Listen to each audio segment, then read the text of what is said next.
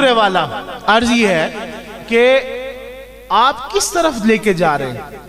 ہم جب پڑھتے تھے دیکھتے تھے، زیادہ پرانی بات بھی نہیں، اہل سنت کے بڑے بڑے جلسے جب جماعت اہل سنت ایک ہوتی تھی ہم خود دیکھتے تھے، جلسوں میں شریک ہوتے تھے، عیدگاہ میں ہزاروں لاکھوں کا آتا تھا مجمع۔ 2001-2002 میں یہ ٹوٹے، اس کے بعد ٹکڑے ٹکڑے تقسیم ہوتے گئے، لیکن جب ہم مدرسے گئے 2001-2002 میں، ہم نے تو کبھی وہاں یہ نہیں پڑھا تو جو آج آپ سبق پڑھانا چاہتے ہیں۔ ہمیں تو اس وقت یہ فتویٰ پڑھایا گیا کہ اعلیٰ حضرت اور دیگر بڑے علماء فرماتے ہیں کہ رسول کریم صلی اللہ علیہ وسلم کی پیاری نالین جو آپ کی جوتی مبارک ہے آپ کے تلووں سے لگتی ہے، اگر گستاخی کے طور پر اسے کوئی نعلین کہہ دے، بے ادبی کی نیت پر، گستاخی پر نالین کو صرف پیش لگا کر نعلین کہہ دے تو وہ بھی دائرہ اسلام سے خارج ہو جاتا ہے۔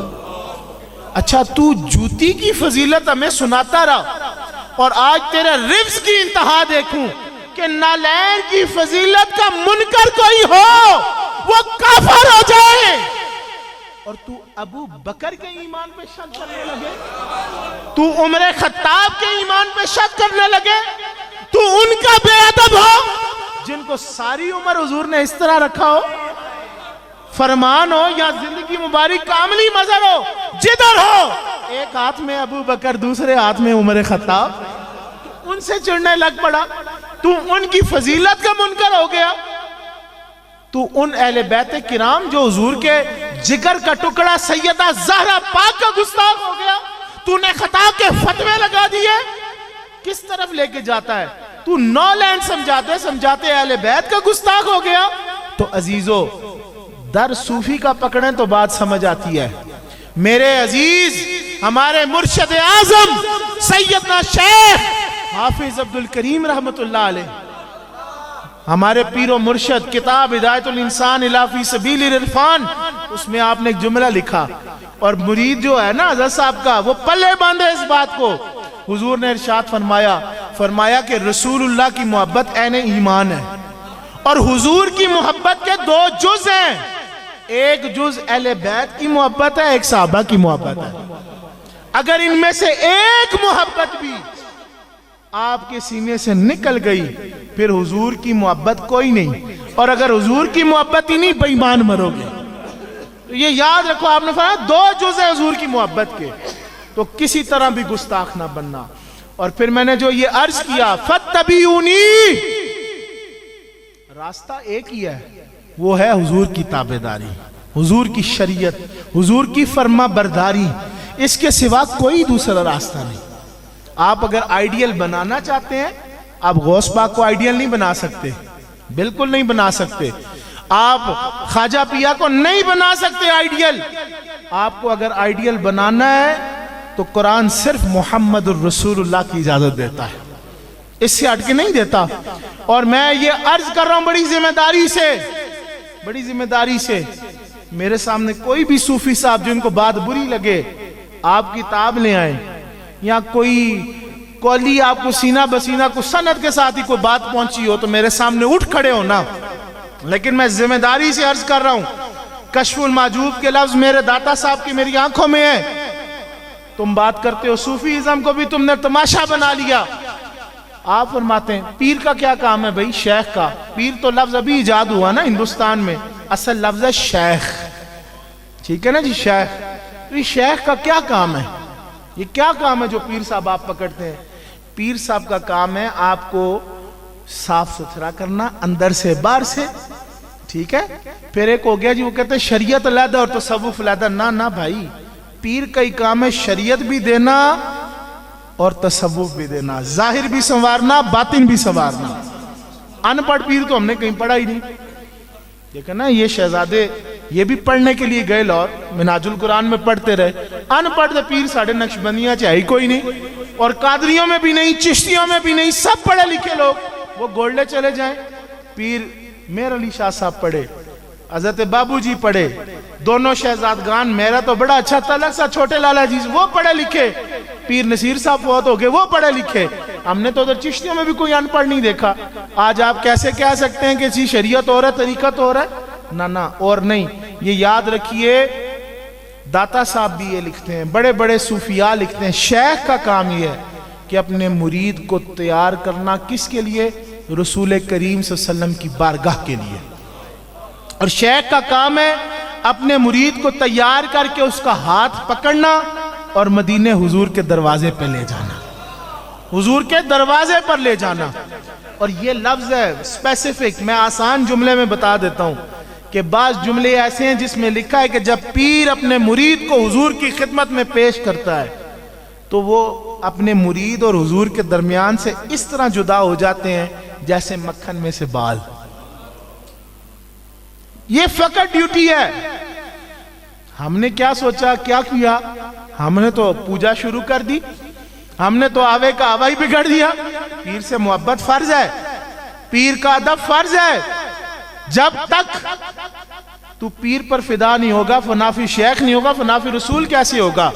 یہ میں وہ بات میں منفی بات نہیں کر رہا، لیکن میں یہ سمجھانا چاہتا ہوں مقصد کیا ہے. مقصد دربار کریمی واکنٹ نہیں، یا واکنٹ والوں کا یہ مقصد نہیں کہ عیدگاہ پہنچانا ہے. نعرہ یہ نہیں کہ حافظ عبد الکریم زندہ باد، نعرہ یہ نہیں کہ حضرت طاہر کریمی زندہ باد، نا مقصد یہ نہیں. زیب سجادہ اللہ ان کی عمر میں اور اضافہ فرمائے، عمر دراز بالخیر عطا فرمائے. حضرت پیر طارق کریمی، آپ کی یہ مقصد نہیں، صدا نہیں آؤ ہم بڑی شے، میرے بزرگ بڑی شے تھے، آؤ ان کے دربار پہ جھک جاؤ. نہیں، نعرہ سب کا ایک رہا. چاہے وہ غوث پاک نے لگایا، چاہے وہ داتا پیا نے لگایا، مولانا روم نے لگایا، جس بڑے شیخ کا نام لو، جس بڑے ولی کا نام لو، کسی نے یہ نہیں کہا آؤ میری طرف یا میرے پیر کی طرف. جس نے بھی کہا یہ کہا آؤ مدینے چلتے ہیں. جس نے بھی نعرہ لگایا زندہ باد، بلکہ اس طرح لگاتے ہیں آستانہ عالیہ مدینہ شریف. بھائی بات یہ ہے، ہم کہتے ہیں آستانہ عالیہ عیدگاہ، آستانہ عالیہ گولڈا، آستانہ عالیہ سیال. بھئی جتنے آستانے ہیں، جس کی وجہ سے آستانے بنے ہیں، وہ آستانہ تو مدینے کا آستانہ ہے. تو کیوں نہ اس کا چلے ہو کہ نعرہ آستانہ عالیہ مدینہ شریف، آستانہ عالیہ مدینہ شریف. تو کسی نے بھی یہ نعرہ نہیں لگایا. غوث پاک نے یہ نہیں کہا آؤ میرے والد کے پاس چلو، آؤ میرے پیر کے پاس چلو. حضرت طاہر کریمی صاحب نے یہ نہیں کہا آؤ حافظ عبد الکریم صاحب کے پاس چلو. نہیں، جس نے بھی نعرہ لگایا اس نے یہ نہیں کہا میں زندہ باد، میرا پیر زندہ باد. اس نے کہا نعرہ رسالت، نعرہ رسالت، نعرہ رسالت. ایک نعرہ، اور وہ نعرہ رسالت. میں اپنے شیخ کی خدمت میں بیٹھا، چھوٹا تھا، کسی ساتھی نے بڑے لمبے چوڑے نعرے لگائے. آپ نے فوراً مائک پکڑا، آپ نے کہا درویش مجھے تیرے نعروں سے کوئی تکلیف نہیں ہے، لیکن ایک بات سن، رب نے جو ایک نعرہ دیا ہے، رب نے جو ایک دروازے پہ بھیجا ہے، فرمائے ایک ہی نعرہ لگاؤ. اتنے وقتوں میں پڑھنے کی کیا ضرورت ہے کہ تم نعرہ حیدری لگاؤ، پھر نعرہ صدیقی بھی لگانا پڑے گا، نعرہ عمر خطاب بھی لگانا پڑے گا، نعرہ عثمان بھی لگانا پڑے گا. ٹھیک ہے، اہل بیت اور صحابہ پھر دونوں کی محبت فرض ہے، ان کے نعرے بھی لگانے پڑیں گے. تو فرمایا وہ نعرہ کیوں نہیں لگاتے جس میں وہ رب کا نعرہ بھی ہے اور آگے حضور کی ساری غلاموں کا، اہل بیت کا نعرہ بھی ہے. فرمایا ایک نعرہ لگایا کرو، وہ نعرہ ہے نعرہ رسالت. اور آج اگر آپ نے اختلاف ختم کرنا ہے نا، بڑا شوق ہے ہماری فوج کو، حکومت کو، ہم اچھی چیزوں میں آپ کے ساتھ ہیں بھائی، ہم فوج کے ساتھ ہیں اس معاملے میں، لیکن اس معاملے میں ساتھ ہیں. سکھوں کو، عیسائیوں کو ہاتھ پکڑ کے، ہاتھ اٹھوا کے بھائی کہنے کے لیے ساتھ نہیں ہے. ہاں، وہ ہمارے ایمان کا مسئلہ ہے، وہ لا الہ الا اللہ کا تقاضا ہے کہ ہم کافر کو اچھا نہیں سمجھ سکتے، حق پہ نہیں سمجھ سکتے، وہ گمراہ ہے. ہاں، قتل کا معنی تو وہ یہ آئے گا، وہ جو مرتد ہے یا جو اللہ معاف کرے جو گستاخیاں کر رہا ہے اس کے اوپر قتل کا فتویٰ ہے. لیکن جو نسل در نسل عیسائی ہے، جو نسل در نسل یہودی ہے، اس سے ہم دوستانے نہیں کر سکتے، میل ملاپ نہیں کر سکتے، ہاتھوں میں ہاتھ ڈال کے لہرا نہیں سکتے، کرسمس میں کیک نہیں کاٹ سکتے، ان کے لیے دعائیں نہیں کر سکتے. ہاں، ان کو رہنے کا حق ہے، مسلمانوں سے زیادہ ریاست مدینہ کے اندر ان کے حقوق ہیں، لیکن دوستانے اور یارانے نہیں ڈال سکتے. ان کے ہاتھوں میں ہاتھ نہیں ڈال سکتے. ہاں کوئی کلمہ کو مسلمان ہے چاہے وہ اہل حدیث ہے یا شیعہ ہے. ادھر بھی ایک بات یاد رکھیے, گستاخ ہے نا پھر تو آپ اس سے سلام بھی نہیں لے سکتے, پھر تو اس کے گھر کا پانی بھی نہیں پی سکتے. لیکن گستاخ نہیں ہے, اگر وہ نہیں مانتا امام صاحب کو, امام اعظم ابو حنیفہ کو, کوئی مسئلہ نہیں. آپ مسلمان ہیں, کلمہ پڑھتے ہیں, ہم آپ کے کلمے کا اعتبار کرتے ہیں. لیکن ہم آپ کو یہ کہتے ہیں اگر آپ اہل تشیع ہیں, آپ کو مولا علی بہت پیارے ہیں, ٹھیک ہے آپ پیار کرتے رہیں, گستاخی نہ کیجئے, گستاخی نہ کی. اگر گستاخ ہوں گے پھر ہمارا جھگڑا ہے. اپنی ترتیب میں چلتے رہتے ہیں, چلتے رہیے. لیکن میں جو عرض کرنے لگا ہوں, آج اگر مسئلہ دور کرنا چاہتے ہیں پھر یہ آپ کو نہیں کہنا پڑے گا ہمارا مدرسہ, ہمارے کابرین, ہمارے مدرسے میں لاکھوں پڑھتے ہیں, ہمارے اتنے لاکھوں مرید ہیں. نہ, آج پھر ایک بات کرنی پڑے گی, اور وہ بات ہے یا رسول اللہ. جمع کرنا نا, امت کو جمع کرنا ہے, جمع کرنا ہے. یہ جو سنیوں میں بڑے خیر خواہ بن رہے ہیں, ان سے بھی ہماری گزارش ہے, یہ ایک بڑا قیمتی مرکز ہے جہاں سے میں عرض کر کے جا رہا ہوں. اور آپ سارے ان کی آگے سے برانچیں ہیں, بزرگوں کی آپ روحانی اولاد ہیں. جدھر جدھر جائیں گے وہاں جا کے آپ ان کے ریپریزنٹیٹیو ہیں, ان کے نائب ہیں, ان کے آپ سفیر ہیں. آپ کو اپنے آستانے سے اس طرح کی محبت ہونی چاہیے کہ آستانے نے جو آواز نکال دی, صاحبزادگان نے جو کہہ دیا, وہ آگے آپ نے پہنچانا ہے, وہ آپ نے کرنا ہے. یہی وفا کا تقاضا ہے, یہی وفا کا تقاضا ہے. اور جو بھی بندہ حلالی ہو نا وہ وفا کرتا ہے. ہاں, یہ نہیں ہو دعائیں کرائے صاحب سے زمین جداد پلاٹ مل گیا, مسئلہ دور ہو گیا, بعد میں پتہ ہی نہیں مڑ کے آئے کہ نہیں آئے. ٹھیک ہے نا جی, پیر صاحب بیمار ہیں, سال ہو گیا, پوچھنے تک کوئی نہیں آیا. یہ مریدی نہیں ہے. مریدی یہ ہوا کرتی ہے کہ پیر صاحب کو اگر ادھر سر میں درد ہوا, مرید کے بھی سر میں درد ہونا چاہیے. ٹھیک ہے نا جی. اور پیر صاحب کو بھی یقیناً ہوتا ہے, پتہ ہوتا ہے, پتہ ہوتا ہے. ہم نے حضرت کی جوتیاں اٹھائی ہیں اپنے پیر و مرشد کی. کوئی تکلیف میں ہوتا تو آپ فوراً کہتے ذرا فون ملاؤ, پوچھو وہ بندہ پریشان ہے. ان کو گھر بیٹھے پتہ ہوتا ہے. یہ الحمدللہ یہ قبلہ حافظ جی صاحب کا فیضان ہے. یہ کوئی چلتا پھرتا رڑا گھٹ نہیں ہے ادھر کوئی. یہ ہم خود ہی پگڑیاں پہن کے نہیں بیٹھے, صاحبزادگان ویسے نہیں ہیں. یہ اپرووڈ درگاہ ہے, یہ اپرووڈ درگاہ ہے. یہ میرے حضرت خواجہ عبدالرحمن کے لاڈلے کی درگاہ ہے. اور میں عرض کروں, باوی صاحب تو کریم ہے نا, قبلہ حافظ عبدالکریم صاحب کی تو شانیں بہت بلند ہیں. لیکن حضرت خواجہ عبدالرحمن صاحب جن کے یہ خلیفے کی اپرووڈ درگاہ ہے, حضرت شیخ اتنے سخت شریعت کے, آپ کی خلیفہ گنے چند انگلیوں پہ, آپ انتہائی سخت, مفسر قرآن, محدث. آپ کیا سمجھتے ہیں کہ اتنا بڑا بندہ ہو کہ جن کے سامنے غلام اللہ جیسا بے ایمان ڈرتا ہو, بڑے بڑے لوگوں کو وہ خلافت نہیں دیتے تھے. اگر طاہر کریمی صاحب کو پسند کیا تو اس بابے میں بڑی چیز تھی.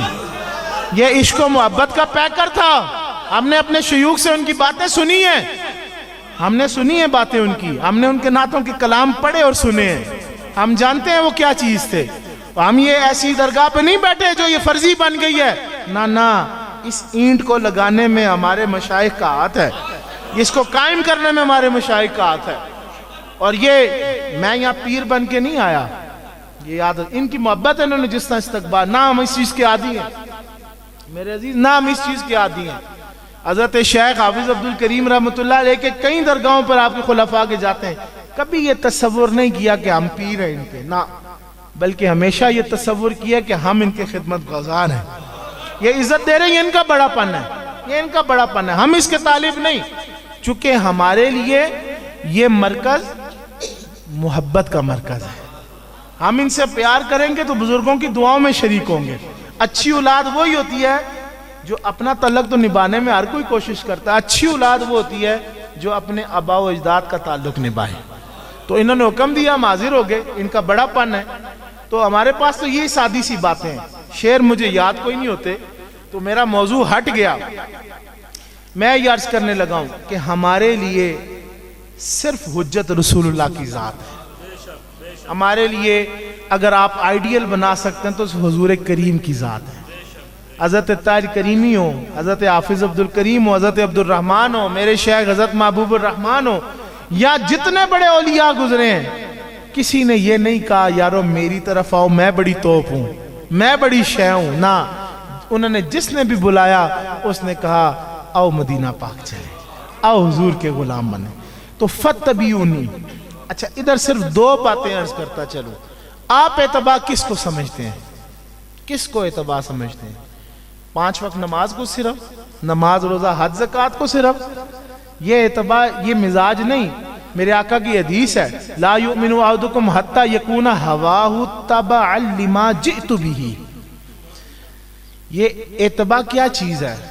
आप क्या समझते हैं कि 5 टाइम नमाज पढ़ ली, बाकी सारे काम वही किए जो मर्जी के? ना ना, मिजाज बदलना चाहिए। मेरे आका फरमाते तुम में से कोई भी उस वक्त तक मोमिन नहीं हो सकता जब तक कि वो अपनी ख्वाहिश नफ्स को, तबअन लिमा जिअतु बिही, अपनी ख्वाहिश नफ्स को, अपनी तबीयत को, अपने आप को उस शय के ताबे ना कर दे। हुजूर फरमाते हैं जो मैं लाया हूं। यानी जब तक अपनी तबीयत को, यानी तूने जो सोचना भी है वो भी हुजूर के ताबे हो। तेरी तबीयत ने अगर किसी चीज की डिमांड करनी है वो भी हुजूर के ताबे हो। हजरत उमर की बात चली थी तो हजरत उमर की बात करता हूं कि आप एतबा पता किसको कहते हैं? भाई इस्लाम आया पत्थरों से, बुतों से, हमने नफरत की, हुजूर ने हमारे सरों को उठाया, दोबारा ताज खिलाफत सर पे सजाया, इज्जतें दी। हजरत उमर खत्ताब की रिवायत, विसाले ज़ाहिरी के बाद प्यारे उमर पाक काबतुल्ला हिजरे अस्वद के सामने जाते हैं और उसको बोसा देने लगते हैं। तो बोसा देते हुए ये कहते हैं, रिवायात में मौजूद है कि ऐ हिजरे अस्वद, मैं तुझे इसलिए नहीं चूम रहा कि तू जन्नती पत्थर है, कोई फजीलत वाला है या बड़ी चीज है, ना, उमर तुझे इसलिए चूम रहा है कि तुझे रसूलुल्लाह ने चूमा है। ये तबअन लिमा। अच्छा, इससे भी अगली बात, हजरत अब्दुल्ला इब्ने उमर सहीहैन में मौजूद है, बुखारी मुस्लिम में, अब्दुल्ला इब्ने उमर रदी अल्लाह तआला अन्हुमा रिवायत फरमाते हैं कि मेरे आका सल्लल्लाहु अलैहि वसल्लम ने सोने की अंगूठी बनवाई, आपने ज़ेबतन फरमाई, फिर चूंकि सोना हराम हो गया तो मेरे आका ने उसको उतारा और फेंक दिया। तो हुजूर के असहाब में जिसने भी अंगूठी पहनी हुई थी उन्होंने भी वो अंगूठियां उतारी और फेंक दी। इसको कहते हैं तबअन लिमा जिअतु बिही। हुजूर ने इस हदीस में स्पेसिफिक, मुहद्दिसीन की बहस है, लंबी बात हो जाएगी, मैंने अब खत्म करनी है बात। उधर ये लिखा हुआ है, हुजूर ने किसी को फरमाया नहीं कि उतारो, हुजूर ने फरमाया नहीं कि अंगूठी उतारो, हुजूर ने उतारी, सहाबा ने भी उतार दी, हुजूर ने फेंकी, सहाबा ने भी फेंक दी। इसको कहते हैं तबअन लिमा जिअतु बिही, इसको कहते हैं फत्तबियूनी। इसी में एक और रिवायत इसी के साथ अर्ज करता हूं, ये भी अब्दुल्ला इब्ने उमर रदी अल्लाह अन्हुमा रिवायत करते हैं। क्या फरमाते हैं, मेरे आका सल्लल्लाहु अलैहि वसल्लम तशरीफ लाए तो आपके एक साहबी ने सोने की अंगूठी पहनी हुई थी। तो आका पाक सल्लल्लाहु अलैहि वसल्लम ने उनकी वो अंगूठी उतारी और फेंक दी और इरशाद फरमाया कि जो भी अपने हाथ में आग के अंगारे का कसद करना चाहता है वो फिर इसको पहन ले। हुजूर ये फेंक के चले गए।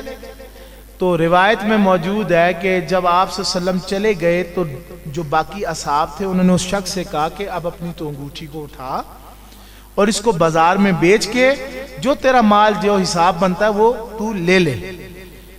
अब यहां मुहद्दिसीन फरमाते हैं कि वो अंगूठी कोई हराम की नहीं थी, हराम माल नहीं था, उसका माले जाती था, उसका अपना सच्चा खरा माल था, उसकी जाती चीज थी अंगूठी, और वो सोना था। और ये अंगूठी पहनी भी इसलिए जाती थी उस दौर में कि सफर में कभी पैसे की जरूरत पड़े, कोई जरूरत पेश आ जाए तो वो अंगूठियों की सूरत में ये करेंसी एक रख लेते थे, भाई सोना बेचेंगे, चांदी बेचेंगे तो कोई पैसे आएंगे और जरूरत का सामान लेंगे।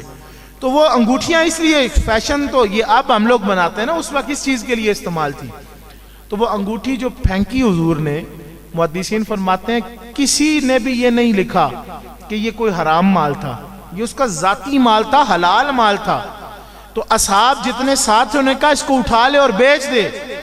तो इस रिवायत में लिखा हूं, कुर्बान जाऊं हुजूर के साहबा के, फत्तबियूनी समझना तो इस बात से समझ सकते हैं कि जब साहबा ने कहा कि आप इसको उठाइए और बेच दे, ये आपका माल है, जरूरत पूरी कर लीजिएगा, तो उन्होंने फरमाया जिस चीज को हुजूर फेंक दे मैं कैसे उठा लूं। अब ये हुजूर ने फेंकी है, पड़ी रहे, चाहे सोना है चाहे मेरा माल था खालिस, ना جس کو حضور پھینکیں گے میں اس کو نہیں اٹھاؤں گا. اس کو کہتے ہیں تابع لما جئت بہ، اس کو کہتے ہیں فاتبعونی. یہ غلامی ہے کہ سوال نہیں کیا جاتا. مختصراً اس روایت کو ایک جملے میں عرض کر دوں، صحابہ نے دن رات کے روزے رکھنے شروع کر دیے. کس کی اتباع میں؟ حدیث پڑھیں، حضور نے دن رات کے روزے رکھنا شروع کیے. تو حضور کی کہیں تبلیغ نہیں لکھی کہ دن رات کے روزے رکھو، کہیں نہیں لکھا کہ دن رات کے روزے رکھو. تو صحابہ نے بھی رکھے، اتنے لاغر ہو گئے کہ اٹھنے کے قابل نہ رہے، اصحاب صفہ پہ لمبے پڑ گئے. تو حضور جب گئے تو آپ نے توجہ فرمائی تو پیارے آقا نے پوچھا صحابہ یہ کیا؟ فرمایا حضور آپ کی اتباع میں دن رات کے روزے رکھنے ہیں. حضور نے فرمایا تم میں سے میری مثل کون ہے؟ لیکن تابع لما جئت بہ فاتبعونی کا تقاضا ہے. محبوب کر رہے ہیں، محبوب کو کہنا نہیں پڑتا. صحابہ نے دیکھا اور کرنا شروع کر دیا. مسجد نبوی کے باہر سے صحابی گزر رہے ہیں، روایت میں موجود ہے، صحیح ستہ میں ہے کہ حضور مسجد مبارک میں خطبہ ارشاد فرما رہے ہیں اور کسی صحابی کو مسجد کے اندر حکم ارشاد ہوا بیٹھ جاؤ. تو صحابی باہر گلی سے گزر رہے ہیں، وہ وہاں باہر گلی میں بیٹھ گئے. دوسرے ساتھی پوچھا کیا ہوا، خیر ہو؟ فرمایا حضور کی آواز آئی تھی بیٹھ جاؤ، میں بیٹھ گیا. انہوں نے کہا بھئی وہ تو مسجد میں کسی کو فرمایا ہوگا، وہ تو کہا ہوگا. انہوں نے کہا نہیں، بس حضور کے لفظ سنے، اب میرا مزاج نہیں کہ حضور کی حکم عدولی کروں. حضور نے کہا بیٹھ جاؤ تو میں ادھر روڈ پہ ہی بیٹھ گیا. اب آپ بتائیے عقل مانتی ہے اس بات کہ بھئی دیوار کے اندر حضور کسی کو ارشاد فرما رہے ہیں بیٹھ جاؤ؟ شریعت کی تو پکڑ ہو ہی نہیں سکتی. بھئی حضور بظاہر تو ایک اسباب نہیں ہے، آنکھیں نہیں دیکھ رہی ایک دوسرے کو. یہاں تو یہ ویسے یہ بات بھی نکل آتی ہے کہ صحابہ کا عقیدہ تھا کہ حضور دیوار کے پیچھے بھی دیکھ رہے ہیں. صحابی کو پتا تھا نا کہ حضور دیکھ رہے ہوں گے، میں باہر سے گزر رہا ہوں، ہو سکتا ہے حضور نے مجھے ہی کہا ہو. لیکن چلو ہم حدیث کی بات ہی کرتے ہیں کہ حضور کے مبارک الفاظ کانوں میں پڑے بیٹھ جاؤ تو وہ بیٹھ گئے. اور عبداللہ ابن عمر کی بات کریں تو عبداللہ ابن عمر کی تو سیرت میں وہ حدیثیں ملتی ہیں کہ حضرت عبداللہ ابن عمر ایک دفعہ سفر فرما رہے ہیں تو سفر کرتے کرتے ایک جھاڑ آتی ہے، درخت کی ٹہنی آتی ہے، تو آپ اپنے امامہ کو پکڑ کے جھک کے گزرتے ہیں. دوست دیکھتے ہیں کہ حضرت کا قد بھی چھوٹا ہے، متوسط ہے، تو یہ حضرت جھک کیوں رہے ہیں؟ جب تھوڑا آگے گئے دوستوں نے عرض کر دی یا حضرت آپ یہ جھکے، آپ کا تو امامہ لگتا بھی نہیں تھا ٹہنی کے ساتھ. فرمایا یارو میں جھکا اس لیے ہوں کہ میں رسول کریم صلی اللہ علیہ وسلم کے ساتھ سے یہاں گزرا تھا، میرے آقا بھی یہاں سے یوں جھک کے گزرے تھے. آپ کا قد مبارک دراز تھا، آپ کا امامہ اس کے ساتھ لگتا تھا، تو میرے حضور جھک کر گزرے، تو میرے حضور یہاں سے جیسے گزرے میں بھی ایسے ہی گزر رہا ہوں. ایک جگہ ایک روایت میں کہ آپ بغیر ضرورت کے استنجا کے لیے بیٹھ گئے. دوستوں نے کہا حضرت جی ابھی نماز پڑھی ہے، استنجا کیا، وضو کیا، آپ بیٹھ گئے. فرمایا اور کوئی وجہ نہیں، میرے آقا نے یہاں استنجا کیا تھا. اور بھئی ہے کوئی سوچنے والی بات؟ یہ کیسی محبت ہے، یہ کیسی اطاعت ہے؟ یہ قرآن کی کس جگہ پہ حکم ہے کہ یہ باتیں بھی تم نے اپنانی ہے؟ نا فاتبعونی، میرا تعلق اتباع رسول میں ہے، میری ذات حضور کی تابعداری اور ادب میں ہے. تو صحابہ استنجا بھی وہاں ضرورت نہیں بھی تو ادھر استنجا کے لیے بیٹھ رہے ہیں جہاں حضور بیٹھے ہیں. حضرت عبداللہ ابن عمر کی اسی روایت میں آگے اس کے ساتھ متصل آتی ہے کہ ایک جگہ دوپہر کے وقت کے علاوہ قیلولہ فرما دیا، دوپہر کو جو آرام کیا جاتا ہے. صحابہ نے کہا حضور یہ تو قیلولے کا وقت بھی نہیں اور آپ پہلے ہمارے ساتھ قیلولہ کر چکے. فرمایا میرے آقا نے یہاں قیلولہ فرمایا تھا. ایک جگہ اونٹنی گھما رہے ہیں، صحابہ نے پوچھا کیا ہوا جی، طبیعت بگڑ گئی، کیا ہوا؟ فرمایا نہیں میرے آقا یہاں ایسے اونٹنی گھما رہے تھے. اس کو کہتے ہیں فاتبعونی. یہ اتباع ہے. اتباع 5 وقت نماز پڑھ کے اللہ پہ احسان جتانا نہیں ہے، رسول پاک پہ احسان جتانا یہ نہیں ہے، فاتبعونی میں نہیں شامل. فاتبعونی کا مطلب ہے اپنے مزاج کو، طبیعت کو، اپنے خیالات کو، اپنے دل کو، اپنے دماغ کو حضور کے تابع فرمان کر دینا. اور آخری بات کہ دعویٰ ان کنتم تحبون اللہ، کہ ہم اللہ سے محبت رکھتے ہیں. اللہ نے کہا حضور کے غلام بنو، दावे में सच्चे हो, हुजूर के नौकर बनो, दावे में सच्चे हो। साथ ही साथ फिर मेरे उन अजीजों को जवाब मिल जाएगा कि हम हर वक्त हुजूर हुजूर क्यों करते हैं, हम हर वक्त सरकार का नाम क्यों लेते हैं, हम हर वक्त हुजूर के तराने, हुजूर के सना हर वक्त क्यों करते हैं। कि अल्लाह ने फिर दोबारा एहसास दिलवा दिया, फत्तबिऊनी कुल इन कुंतुम तुहिब्बून अल्लाह फत्तबिऊनी युहब्बिबकुमुल्लाह। कि जहां पर जो आकर नौकर होंगे, हुजूर के जो गुलाम बनेंगे, हुजूर के जो ताबेदार होंगे, ये कोई आम इंसान नहीं होंगे।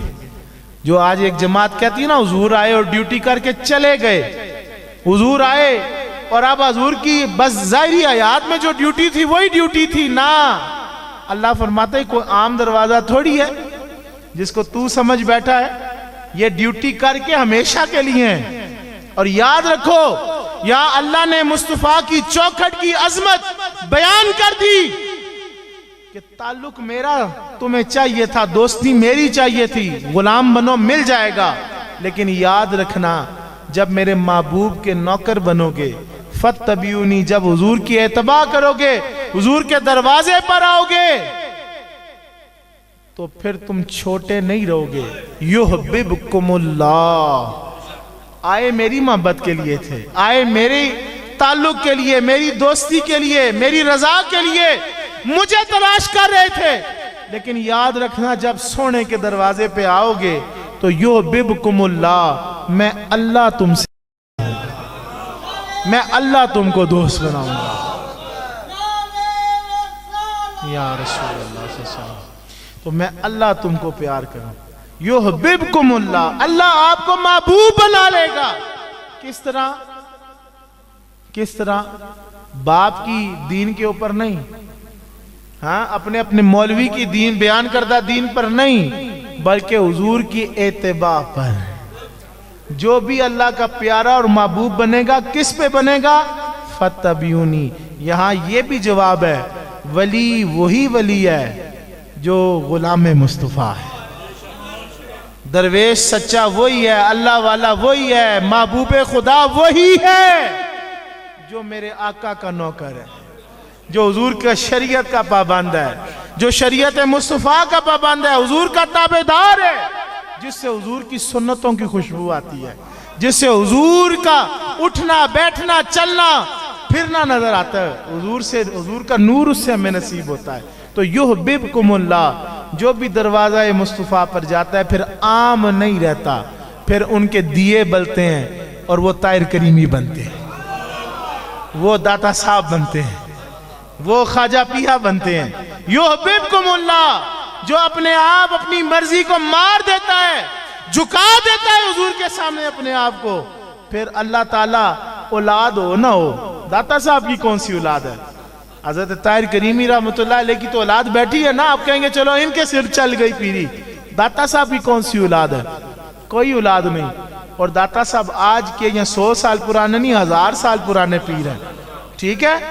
और आज तो चलो बाद आस्ताने हमने ऐसे भी देखे हैं, मुरीद तो कर लेते हैं, लेकिन मुरीद आज आस्ताने पे तो रोटी पूछने वाला कोई नहीं, उनको रोटी खिलाने वाला कोई नहीं, पूछ गिछ करने वाला कोई नहीं। लेकिन दाता साहब जब युहब्बिबकुमुल्लाह हो जाता है, औलाद हो ना हो, सजादा नशीन हो ना हो, कोई खलीफा हो ना हो, रात के 4 बजे भी जाओ 10,000 बंदा उसको लंगर मिल जाएगा। इसको कहते हैं युहब्बिबकुमुल्लाह, इसको कहते हैं अल्लाह राजी हो जाए ना। जब अल्लाह महबूब, अल्लाह बनाता है महबूब, और किस सदके में बनाता है? वो एक ही है, ताबीदारी, हुजूर की फरमाबरदारी, हुजूर की नौकरी, हुजूर की गुलामी। और जिसने हुजूर से दर्द अपना, हुजूर ने ताल्लुक जोड़ा, वो बड़ा बन गया, और जिसने हुजूर से ताल्लुक को तोड़ा वो जलील और रुसवा हो गया। मेरे आका के दरवाजे के अलावा अल्लाह तक कोई रास्ता नहीं जाता। हाँ, यहां पर सूफिया की इस्तिलाह जो है ना, जिसको गलत इस्तेमाल किया जा रहा है, भाई रास्ते बहुत सारे हैं, लेकिन वो रास्ते जाते हैं मदीने। चिश्ती रास्ते हो, नक्शबंदी रास्ते हो, कादरी रास्ते हो, ये जितने अल्लाह वाले हैं ना, ये रास्ते हैं, लेकिन कहां जाते हैं? मदीने जाते हैं। अल्लाह को एक रास्ता जाता है जो मदीने से जाता है। یہ سمجھ لو. ہاں یہ جو وہ تصوف والا ولی اور شیخ وہ سچا جو مدینے لے کے جائے, پھر اللہ کی گاڑی جو چلتی ہے وہ مدینے کے دروازے سے چلتی ہے, وہ سواریاں وہاں لوڈ کی جاتی ہیں. تو میری دعا ہے کہ اللہ اس آستانہ فیض کو سلامت رکھے. میں جناب طیب صاحب, جناب طاہا صاحب, جناب حضرت عظیم صاحب, میں ان ساروں سے بڑا آشنا ہوں. رابطہ کمزور رہتا ہے لیکن ان کی باتیں بھی سنگیوں کے تھرو پہنچتی ہیں.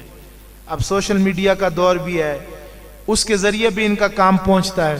اور ماشاءاللہ 2-3 دفعہ 2 صاحبزادگان میرے پاس حاضر ہوئے, بلکہ یہ تشریف لائے, شرف بخشا.